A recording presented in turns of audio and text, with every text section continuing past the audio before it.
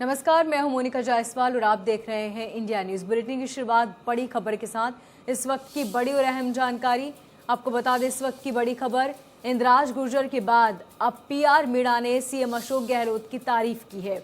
CM Ashok Gehlot की तारीफों में उन्होंने पुल बांधे और कहा कि मेरी विधानसभा क्षेत्र को जितना मांगा उससे ज्यादा दिया गया है।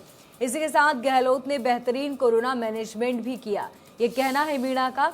उन्होंने कहा कि पायलट खेमे के एमएलए ने गहलोत की तारीफ की। ये बड़ी और अहम जानकारी आपको बता दें। मीणा ने सीएम अशोक गहलोत की जमकर तारीफ की है, जो कि पायलट के समर्थक माने जाते हैं। उन्होंने कहा कि मेरे विधानसभा क्षेत्र में जितना मांगा उससे ज्यादा मिला। इसके साथ ही कोरोना मैनेजमेंट भी उन्होंने बहुत बेहतरीन तरीके से किया है। तो ये बड़ी और अहम जानकारी, मीणा ने सीएम अशोक गहलोत की जमकर तारीफ की, जो कि पायलट खेमे के एमएलए हैं। और उन्होंने कहा कि जितना विधानसभा क्षेत्र में मैंने उनसे मांगा उससे कहीं ज्यादा मुझे मिला है। इसी के साथ उन्होंने कोरोना मैनेजमेंट भी बहुत अच्छे से संभाला। तो पीआर मीणा ने सीएम अशोक गहलोत की जमकर तारीफ की और तारीफों में पुल बांधते हुए कहा कि उन्होंने बहुत अच्छी तरीके से कोरोना मैनेजमेंट किया है और इसी के साथ जितना मैंने अपने विधानसभा क्षेत्र में मांगा उससे कहीं ज्यादा मिला है। आपको बता दें कि पीआर मीणा पायलट खेमे के एमएलए हैं, जिन्होंने सीएम अशोक गहलोत की जमकर तारीफ की। तो ये बड़ी और अहम जानकारी आपको बता रहे हैं, जहां पर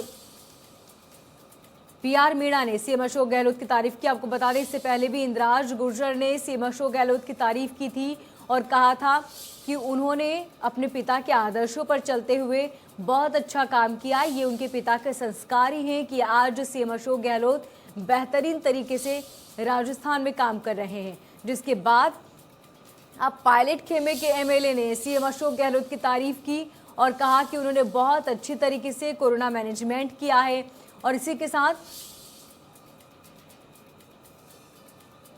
जितना उनसे अपने विधानसभा क्षेत्र में मैंने मांगा उससे कहीं ज्यादा मुझे उनसे मदद मिली है। तो गुर्जर के बाद अब पीआर मीणा ने भी सीएम अशोक गहलोत की तारीफों में पुल बांधे और जमकर तारीफ की। आपको बता दें, पीआर मीणा पायलट खेमे के एमएलए माने जाते हैं, जिन्होंने सीएम अशोक गहलोत की तारीफ की।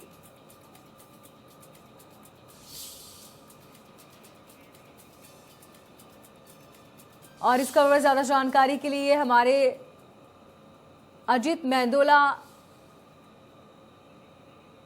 पॉलिटिकल एडिटर अजीत हमारे साथ जुड़ चुके हैं। जी अजीत, तो किस तरीके से इन्हें देखा जाए, क्या मायने निकाले जा रहे हैं? जो पायलट खेमे के एमएलए हैं उन्होंने सीएम अशोक गहलोत की तारीफ की।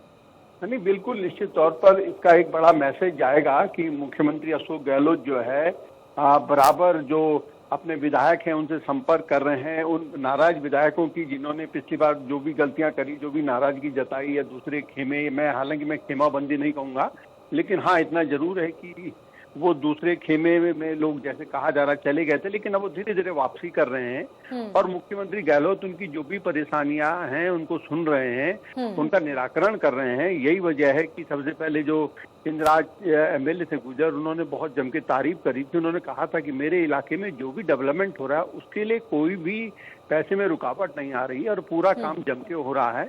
और इसके बाद अब पीआर मीणा ने जिस तरह से ये बात कही है कि भाई खूब अच्छा काम, इसमें कोई शक नहीं कि कोरोना काल में मुख्यमंत्री गहलोत ने जो भी अभी तक फैसले किए हैं, जो भी निर्णय किए हैं, वो सब बिल्कुल सटीक साबित हो रहे हैं और उनकी सराहना दिल्ली में भी हो रही है कि उन्होंने बहुत जल्दी कोरोना में काबू पाया है और बहुत बड़ी जैसे महामारी आई थी और बड़ी एक लग रहा था कि बहुत चिंता का विषय बन गया है। राजस्थान में इतना बड़ा प्रदेश है, 5-7 करोड़ की आबादी का प्रदेश है और मतलब गांव-गांव, ढाणी-ढाणी वहां एकदम से सभी चीज पहुंचाना बड़ा मुश्किल होता है। लेकिन बावजूद भी मुख्यमंत्री गहलोत ने बड़ी सूझबूझता से इसको कंट्रोल किया और कोरोना अब पूरी तरीके से राजस्थान में माना जा सकता है कि एक तरीके से कंट्रोल में है और अब धीरे धीरे वहाँ लॉकडाउन भी खोला गया। सबसे पहला प्रदेश है जिसने लॉकडाउन को धीरे धीरे खोलने की कोशिश की और धीरे धीरे वहाँ पर स्थिति सामान्य हो रही है। तो पीआर मीणा जो भी कह रहे हैं या इंद्राज गुर्जर जो भी कह रहे हैं, मेरा ये मानना है कि कुछ दिनों में जिन विधायकों की जो भी शिकायतें हैं, जो भी नाराजगी है, वो सब दूर होंगी और वो सबके सब एकजुट होकर मुख्यमंत्री गहलोत के नेतृत्व के नीचे पार्टी को, सरकार को और मजबूती देंगे और इसका पार्टी को बड़ा लाभ होगा, क्योंकि राजस्थान कांग्रेस के लिए एक बड़ा महत्वपूर्ण प्रदेश है, बड़ा प्रदेश है और यहीं से ही मतलब एक तरीके से पूरी कांग्रेस की उम्मीदें टिकी हैं कि एक माहौल बनेगा देश में कि वहां पर सरकार बहुत अच्छा काम कर रही है, दूसरे राज्यों में भी इसका मैसेज जाएगा। तो आने वाले दिनों में मेरा मानना है कि और विधायक भी जो भी थोड़ी बहुत नाराजगी जिनकी होगी वो सब धीरे धीरे दूर हो जाएगी। जी तो अजीत जी, क्या ये माना जाए कि सीएम अशोक गहलोत एक बहुत अच्छी लीडर की भूमिका में है और यही वजह है कि वो सबको बांध के चल रहे हैं? नहीं, बिल्कुल, ये तो एक अशोक गहलोत कांग्रेस के चाणक्य माने जाते हैं, पूरी कांग्रेस में उनका दिल्ली दरबार में भी, दिल्ली में भी उनकी सूझबूझता और उनकी जो राजनीतिक समझ है उसकी दिल्ली भी लोहा मानता है। गांधी फैमिली उनको बहुत, इसीलिए गांधी परिवार के बहुत निकट हैं। पिछली बार उन्होंने जो भी जिम्मेदारी पार्टी की तरफ से मिली तो उन्होंने यहाँ संगठन में रहते हुए उसको बखूबी निभाया। गुजरात जैसे राज्य में पिछला जब आने वाला चुनाव है अगले साल गुजरात का, 2017 में उन्होंने बहुत अच्छी टक्कर दी, बीजेपी को दिलवाई और बीजेपी के लिए बिल्कुल चुनाव एक तरीके से हारने की स्थिति आ गई थी लेकिन उसके बावजूद पार्टी ने बहुत अच्छा प्रदर्शन गुजरात में किया। राजस्थान में भी एक तरीके से उन्हीं के नाम पर वोट पड़ा है। अब वो पार्टी से मैं यही बार बार कह रहा हूँ कि पार्टी की बड़ी उम्मीदें अशोक गहलोत से हैं। राजस्थान में जितना अच्छा काम होगा, जो भी वो फैसले करेंगे, उसका एक मैसेज पूरे देश में जाएगा और इससे पार्टी को ताकत मिलेगी। राजस्थान की राजनीति जिस हिसाब से चलती है वो भी एक पूरी तरीके से देश की राजनीति है। वहां पे भी वो हर तरीके का लोहा लेते हैं। विपक्ष में बीजेपी तमाम तरह के आरोप लगाती हैं, अपने भी उनको घेरने की कोशिश करते हैं। कुछ नाराज विधायक कुछ टिप्पणी कर देते हैं।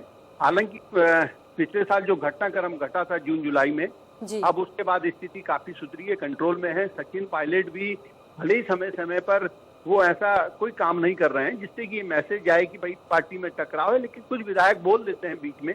अपनी बात रखने का हक सबको है, लेकिन मुख्यमंत्री अशोक गहलोत सबको धीरे धीरे ही सही, क्योंकि कोरोना काल में एक साल में उनको मौका ही नहीं मिला पार्टी काम करने का।